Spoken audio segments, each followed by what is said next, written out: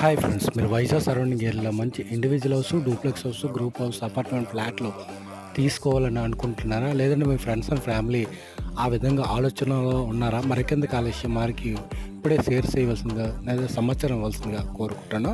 మనకి వైజాగ్ సరౌండింగ్ ఏరియాలో ఇండివిజువల్ హౌస్లు, డూప్లెక్స్ హౌస్లు, గ్రూప్ హౌస్లు, అపార్ట్మెంట్ ఫ్లాట్లు మనకి సేల్కి అందుబాటు ధరల్లో ఉన్నవి. లో బడ్జెట్లో మీకు నచ్చిన విధంగా కన్స్ట్రక్షన్ కూడా చేసి ఇవ్వమన్నా ఇస్తామండి.